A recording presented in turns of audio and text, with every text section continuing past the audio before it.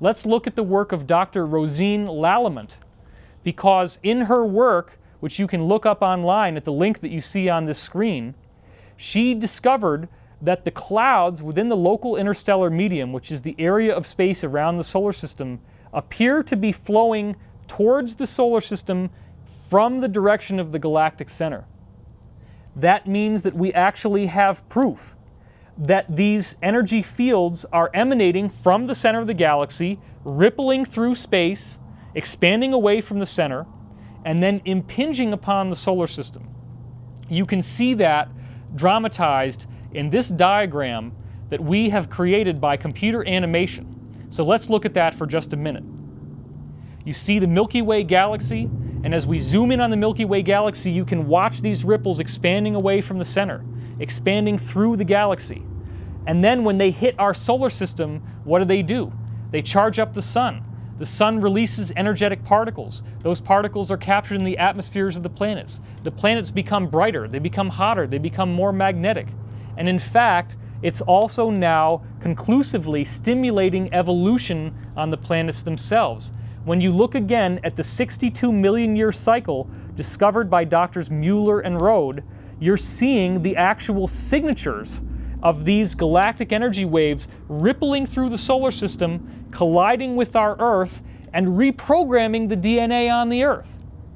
I just showed you in this video how the salamander's egg can be shined through with a laser and redirected into a frog's egg, and the frog's egg then completely metamorphosizes into a salamander.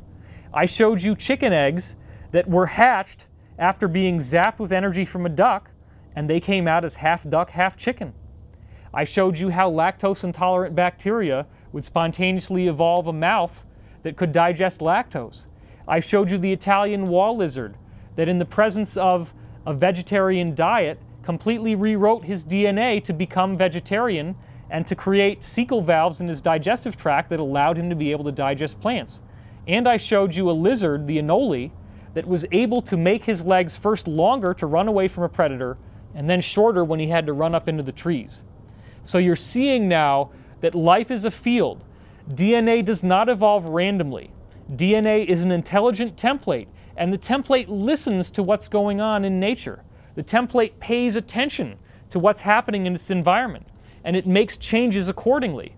But more importantly, what you're now seeing suggests that the galaxy itself has the information that is causing human evolution to be dramatically speeding up. So do we have any evidence that in fact human evolution is dramatically speeding up? We've looked at the fossil record and we've seen examples of other species that can clearly be energetically reprogrammed. We've seen these 62 million year waves of energy coming through. We know that we're at the end of a 62 million year wave of energy right now. We've seen that the galaxy actually does have ripples of redshift, and that Aston's equations show us that those ripples correspond to planes of existence or densities of energy within the quantum medium.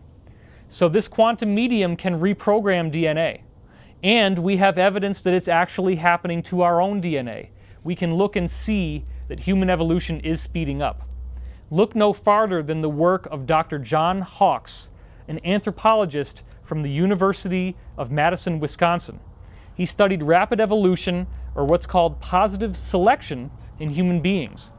And what he found was that in the last 5,000 years, human evolution is now moving 100 times faster. Specifically, as you look to the last 40,000 years, he said that during that time, we have been going through what he called supercharged evolutionary change. The most unusual discovery that John Hawkes came up with is that we are more genetically different from people 5,000 years ago, that means 3000 BC, than they are from the Neanderthals. In other words, if you take someone from 3000 BC, they are more similar to a Neanderthal than they are to us. That completely flies in the face of how most of us think that the human being as it is now is pretty much the same as it's always been, and that nothing much has changed. This mainstream media link from the Daily Galaxy is one of the ones that shows you where this was published, so you can go back and look at it for yourself. And this link comes to you from the BBC News. So clearly this is not being hidden, it's right out there in the open. All I'm doing is taking these various elements and putting them together so you can see how, in fact, what's happening to the solar system right now is an energetic upgrade caused by these waves of energy from the galaxy rippling through and impacting on our solar system, reprogramming and rewriting DNA as we think of it right now. You can also see what's called the Flynn effect, in which everyone's IQ is increasing by an average of 3 points per decade.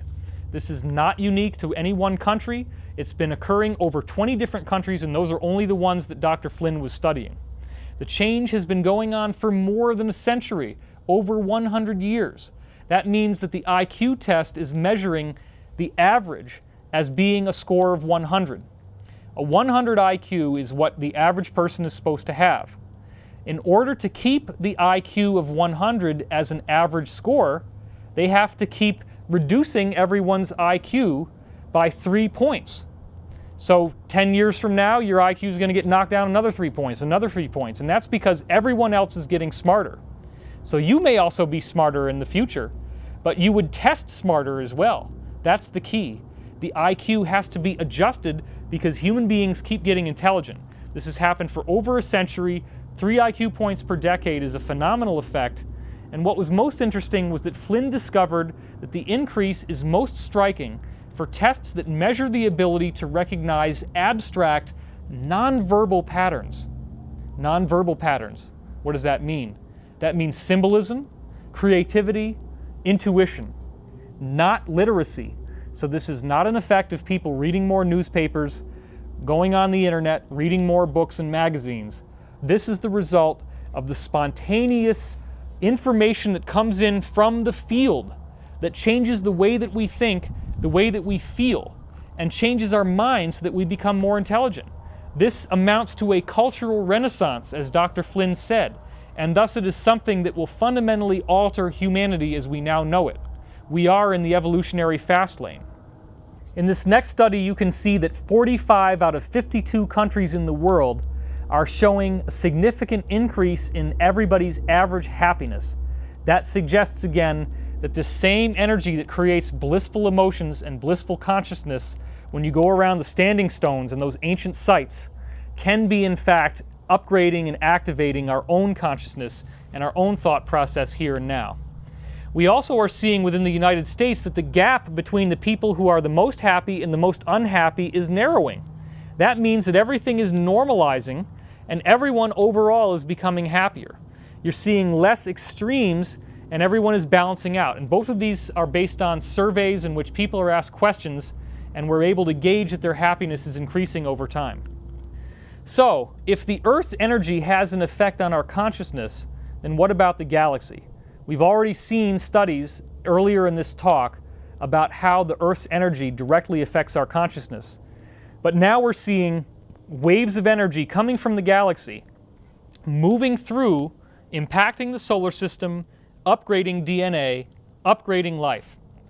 Is there an even more direct way to show that energy fields from the galaxy could be changing our consciousness, changing our minds, changing our perspective? And the answer is absolutely yes. The scientist who came up with this is Dr. James Spottiswoode, who was studying ESP, or what he called anomalous cognition. He did a meta-analysis of all this research. By combining over 20 years of studies into these abilities that people have, these are ordinary people that were documented and done under scientifically stable conditions. Their ESP ability was standardized and put on a certain gradient scale, and what Spottiswoode did was to take all these different studies and meta-analyze them so that everyone in every study is given a universal score of how psychic they were so they could all be compared. No one had ever combined together all these different studies before until Spottiswoode came along. He was the first one to do it. And what he was looking for was to see if people would be more psychic during a certain time of the day. Could it be that when the sun is right over your head during high noon, that your ESP ability would go up? Well, the typical day is called a synodic day, and that is the day that is measured by the Earth moving around the sun. There was no observable time period where people's ESP would increase in a normal synodic day. However, the sidereal day did have an effect. The sidereal day is measured by the Earth's position relative to the center of the galaxy, not relative to the Sun. So this is basically our position in the absolute space of the galaxy. He did find an effect. As you look in this graph, what you see here is that at approximately 13 hours and 30 minutes local sidereal time, there is a 400% increase in people's psychic ability. What does that time mean? Well, 0 hours sidereal time is when the center of the galaxy would be at high noon, directly overhead. So what we're seeing is that it's at the exact opposite, meaning that your back on the Earth is facing the center of the galaxy. Now, why would something like this happen? Well, if you take a lens and you hold it up to the sun, you can focus that lens in such a way that the sunlight becomes a point. And if you're a kid, you may have done this where you can burn leaves with that little lens and set them on fire. You don't need a lighter. You don't even need to rub sticks together. You just need a little lens. You could even use eyeglasses. Well, what if the Earth's magnetic field is lensing the energy from the center of the galaxy and focusing it together down into a single concentrated point on the other side? That's the best explanation I've been able to come up with. We don't exactly know how this is working yet. That comes to other scientists after me to discover. But what I am showing you is that no matter how it's being done, it is directly correlated with the galactic center. That can only be explained as if the galactic center is like this jet of energy coming out, shooting energy out through the galaxy, so that when we are in the right position directly opposite it, our psychic ability goes up by 400%. Well, think about the idea that your mind might be an energy field. Think about the idea that if your mind is energetic in nature, if it's an energy field, then when the field starts vibrating faster, the vibration increase means that your consciousness moves faster. Things are moving faster in the field, meaning you can think faster, meaning insight comes to you more rapidly, meaning that your consciousness is changing. So this is the bottom line proof that shows us that this renaissance that we're seeing in our society, where so many people are developing synchronicity, ESP, even the ability to potentially channel other forms of life and give them a voice, is coming about because the galaxy has decided that we would evolve at this time in our life. This is the real working root of the 2012 prophecy. This is what I'm going to be discussing in my book, which is due out hopefully in the spring of 2010, 2012 Enigma, Blueprints for a Golden Age. This is the same material that I'm going to be discussing in my film, Convergence the Movie. It is my sincere hope that you can run with the ball, because when the book comes out, 2012 Enigma, you will have all the references, all the links, so that you can look at this science yourself, show it to your friends, and bring out conclusive proof, and give them evidence to see beyond what they have always known, to look to the future, to look to a future that is positive for humanity, positive for all of us.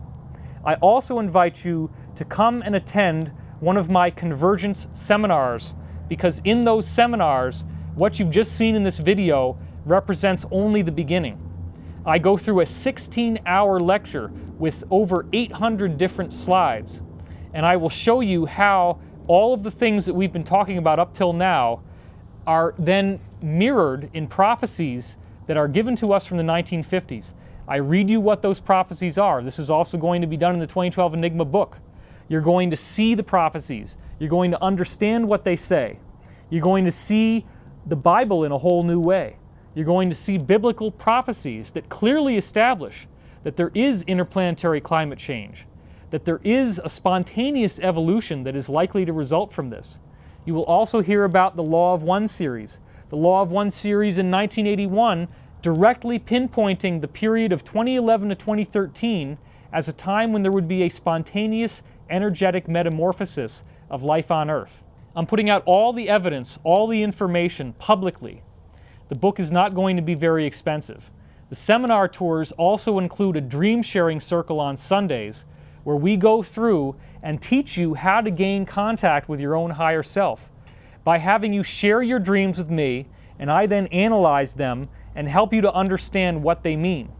As we go through this in the group circle, we find more and more people are able to understand the symbolism of the dream, how dream language works, and how things that you may have misinterpreted in the past actually have a message that directly pertains to your life, because it is my firm belief that dreams give you the most important thing you need to know at any one point. In my lecture tours, you also get to hear music from the album Wanderer Awakening. This is another product that's available on my website, and you actually get to see me perform these songs live in front of an audience when I do these conferences.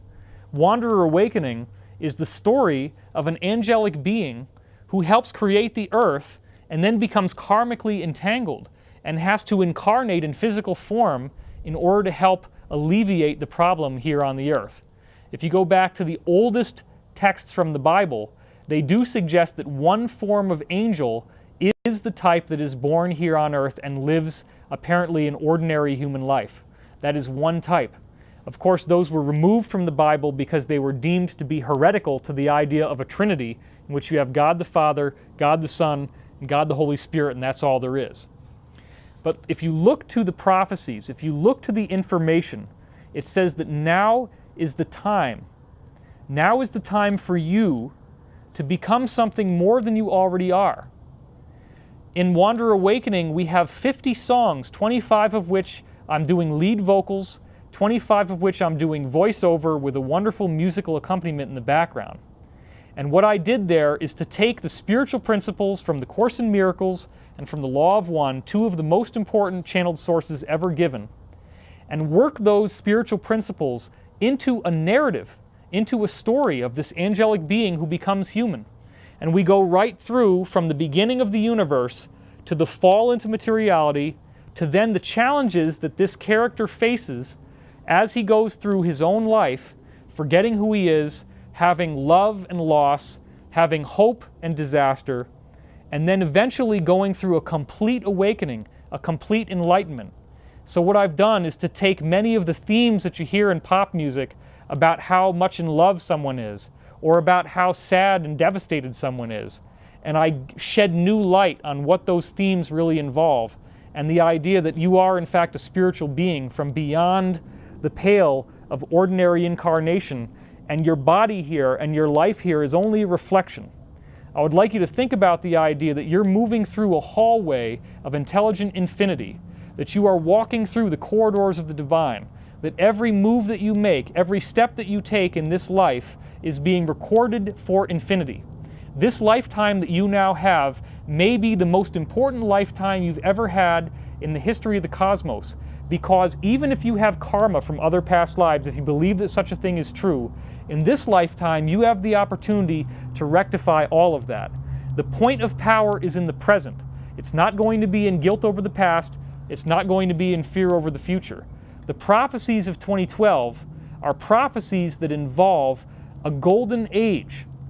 It is only a misinterpretation of Bible prophecy that leads us to think that 2012 is doom and gloom, that leads us to think that all of these unpleasant things that we're seeing in the solar system are going to lead to massive tidal waves and massive cataclysms.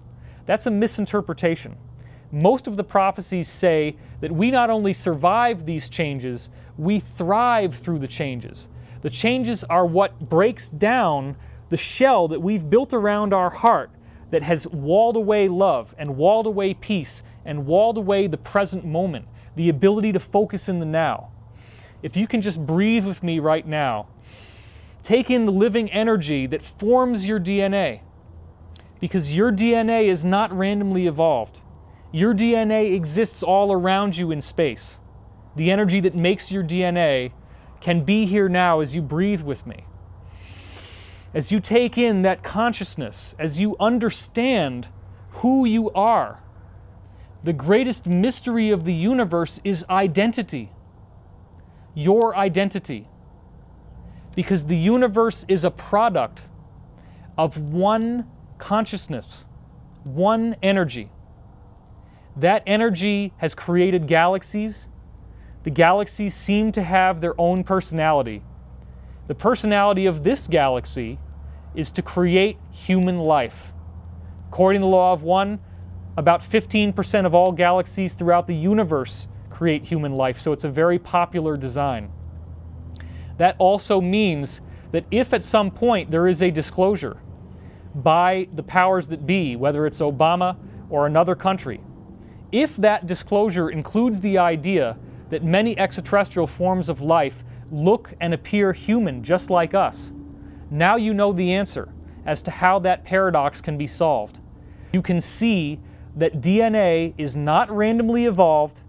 DNA is a spontaneously emergent property of the vacuum itself. DNA is the product of an intelligent, loving consciousness. Planets are built to have life like us form on them. We are what the universe has created to experience sentient awareness. Our consciousness is the cutting edge in which God, or the Creator, is evolving now. The universe is not a static whole that is waiting for you to catch up to it. The universe, as it says in the law of one, is in a state of becoming. Your mind, your evolution, your consciousness right now is part of that evolution. The choices that you make, whether you're going to do the easy thing or whether you might do the more difficult thing, could determine so much. In the Law of One series, they say, in forgiveness lies the stoppage of the wheel of karma.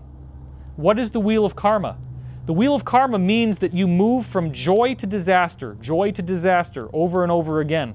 When you're at the top of the wheel, everything seems great and everybody seems to love you. But then you fall to the bottom.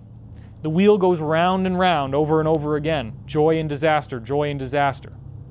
Well, what's really happening here? In forgiveness lies the stoppage of the wheel of karma. In forgiveness is the understanding that there's only one of us here. There is no space, there is no time, there is no past or future, there is only now. And in fact, there is only foreverness, timelessness. The mystery of identity is the greatest mystery of all, because you're now seeing the evidence that the galaxy has programmed us to go through an incremental stage of evolution at this time, a spontaneous shift, almost like a flashbulb going off from a photographer. And after that flashbulb goes off and you open up your eyes and you look around, it's a whole new world. It's a world which, according to prophecies, will have us able to have abilities like levitation, telekinesis, instantaneous healing, thought transference. All of these things that we now think of as impossible, time travel, rewinding and fast-forwarding linear time almost like a videotape. It's nothing that we have to go outside of ourselves to find. And also, so many of you in the past, hopefully this will change now, have sent me emails in which you're expecting me to fulfill this sort of function for you as like a higher self, or as a savior, or a divine enlightened being that you can look up to. I don't want you to look up to me. I don't want you to put me on a pedestal. I have plenty of issues of my own. I have plenty of difficulties that I struggle with. I do have problems. So do you. So does everyone. That's part of the game. The game is that you are confused, and you can embrace the confusion. In fact, in the Law of One it says, it is entirely necessary that an entity consciously realize it does not understand in order to be ready for what is coming in 2012. To consciously realize you do not understand is to recognize that confusion is implicit in human incarnation. You can't get away from it. It's who you are. It's what you are. You're not meant to understand everything. This brain, this body that you have, cannot take in the consciousness of the field. It cannot take in the vast intelligence of the cosmos. You only are given a portion of who you really are. So again, I would ask you not to look to me to be that person who, oh, I have to meet you, David, I have to meet you. The person I want you to meet is yourself. I want you to meet your higher self, because your higher self is a part of you that exists outside linear time, millions of years more evolved than you are now. This part of yourself is absolutely wonderful, absolutely joyful, absolutely intelligent. It will never lead you astray. It will never guide you off the path. If you can learn to listen to what it has to say to you, it will only direct you in a way that will advance your evolution. The problem, if you want to call it that, is that sometimes what advances your evolution is very difficult. It's very painful. You can have things happen to you that seem to be disastrous. You can have a car crash. You could have a broken bone in your leg. You could have any number of financial catastrophes. You could have the person you love leave you. Well, here's the trick. If you don't love yourself, the universe does not send people to you who love you. The universe doesn't say, oh, I'm sorry that you're feeling bad. I'm going to send you love so that you'll be much better. No. The way the universe actually functions, which you learn about in sources of philosophy like the Law of One, is that if you don't love yourself, you've now created a field of attraction. And you're attracting to yourself people who don't love you.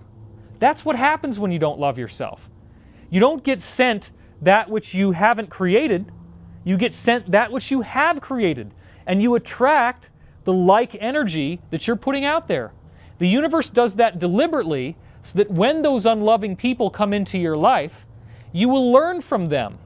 You will learn to say no. This is not the power of now, this is the power of no. And the power of no is what comes to you when you learn to love yourself enough that you're not going to be manipulated. You're not going to be beholden to other people's negativity. When you look at the problems that we have on the earth now with the dreaded Illuminati or the New World Order, they're here by design. They're here because we attracted them here. They're here because they're fulfilling a function that stimulates the evolution of consciousness. Our consciousness is evolving by their presence. They are not simply villains who need to be eliminated. They are fulfilling a valuable function. By enslaving us, by manipulating us, by stealing our money, they are taking the power away from us that we have not acknowledged that we have. With all these technologies that I have showed you, with the limitless energy in the vacuum, we have the potential to eliminate fossil fuel, to eliminate the need to pay for energy. And with the elimination of scarcity comes the elimination of an economic system. It won't happen right away, but we can transition into a system in which there is no need for money at all. A system in which goods and services are provided by robots that we build, the technology that we build, the free energy devices that we build. But the universe cannot allow us to have that technology until we love and respect ourselves enough that we can use it responsibly. The family that we have, the galactic citizenry who's out there in the cosmos, who look human, almost the same as us, in many cases very similar to us, can't welcome us into their home until we are able to fundamentally rewrite the script that says that your God is different than my God, and therefore I'm going to kill you, I'm going to attack you, because my God is the good one. God is the universe. God is matter and energy and consciousness. There is nothing outside that universal consciousness. Almost every major religion on earth is monotheistic at its core and believes in one intelligent universal being that the universe has emanated from. Various enlightened teachers, as I said before, have given us knowledge based on their own perspective from their own culture. In many cases, human extraterrestrials, who we would call angels, have contacted these societies and given them messages of hope, messages of peace, messages of how to evolve.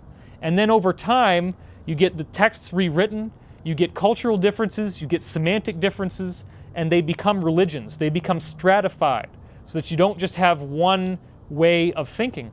And that's okay. Everybody has their own path of how they can find to get back to the oneness. But again, your higher self does exist. If you identify qualities in someone like myself or someone else, and you admire those qualities, and you're sitting there hoping that you'll be able to meet a person like that, look no farther to the stillness of the quiet point within yourself that you can find in meditation. Because in the now, there is that contact with your higher self. You can simply breathe in the consciousness of the universe and be one with who you are right now. You can live that consciousness. You can fulfill the promise that, in fact, human becomes godlike. That is the promise that ultimately even is in the Bible. Because in John 14:12, Jesus actually says, "As I do these things," meaning the miracles, "so shall you do them, and greater things, for I go unto my Father." The Father is the field. The Father is the intelligence of the cosmos. When you go unto the Father, when you go into the cosmos, when you tap into the field in the now, in the present moment, you have attained peace. You have transcended the duality of this world that says good and evil, light and darkness. You can see that those people in the past who may have been controlling and manipulating you were only bringing you to a point that you could stand on your own 2 feet, learn to say no without being angry, but by forgiveness. And forgiveness is the stoppage of the wheel of karma. Or as it says in the Course in Miracles, forgiveness collapses time. Time is what it takes to get from where you are now to where you will be when you reunify with yourself as the one infinite creator, as the infinite intelligence this cosmos is built from. You can collapse time in forgiveness. You can forgive everyone who's hurt you. You can forgive yourself for not seeing the truth and the beauty of your own perfection. Once you see that truth and beauty, you'll realize there is only one of us here. And you are the light, you are the love, you are the one infinite creator. This is how it was, how it is right now, and as it always will be. There is nothing else, there is no one else. There's only one of us here. I want to thank you for watching this video, and may peace be with you. Congratulations, you now have your diploma. You're invited to the I Told You So party in 2013.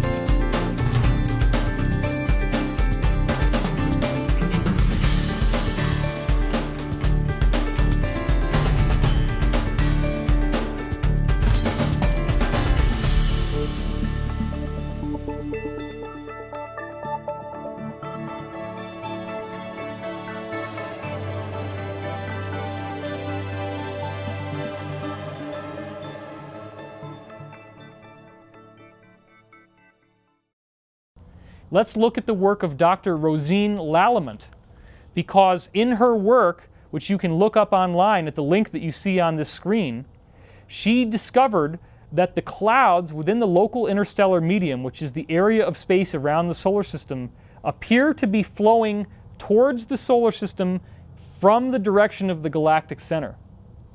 That means that we actually have proof that these energy fields are emanating from the center of the galaxy, rippling through space, expanding away from the center, and then impinging upon the solar system. You can see that dramatized in this diagram that is causing human evolution to be dramatically speeding up. So do we have any evidence that in fact human evolution is dramatically speeding up? We've looked at the fossil record and we've seen examples of other species that can clearly be energetically reprogrammed. We've seen these 62 million year waves of energy coming through. We know that we're at the end of a 62 million year wave of energy right now. We've seen that the galaxy actually does have ripples of redshift, and that Aston's equations show us that those ripples correspond to planes of existence or densities of energy within the quantum medium. Of these galactic energy waves rippling through the solar system, colliding with our Earth, and reprogramming the DNA on the Earth. I just showed you in this video how the salamander's egg can be shined through with a laser and redirected into a frog's egg, and the frog's egg then completely metamorphosizes into a salamander. I showed you chicken eggs that were hatched after being zapped with energy from a duck, and they came out as half duck, half chicken. I showed you how lactose-intolerant bacteria would spontaneously evolve a mouth that could digest lactose. I showed you the Italian wall lizard that in the presence of we have created by computer animation. So let's look at that for just a minute. You see the Milky Way galaxy, and as we zoom in on the Milky Way galaxy, you can watch these ripples expanding away from the center, expanding through the galaxy. And then when they hit our solar system, what do? They charge up the sun. The sun releases energetic particles. Those particles are captured in the atmospheres of the planets. The planets become brighter, they become hotter, they become more magnetic. And in fact, it's also now conclusively stimulating evolution on the planets themselves. When you look again at the 62 million year cycle discovered by Doctors Mueller and Rode, you're seeing the actual signature. A vegetarian diet completely rewrote his DNA to become vegetarian and to create cecal valves in his digestive tract that allowed him to be able to digest plants. And I showed you a lizard, the anole, that was able to make his legs first longer to run away from a predator and then shorter when he had to run up into the trees. So you're seeing now that life is a field. DNA does not evolve randomly. DNA is an intelligent template, and the template listens to what's going on in nature. The template pays attention to what's happening in its environment, and it makes changes accordingly. But more importantly, what you're now seeing suggests that the galaxy itself has the information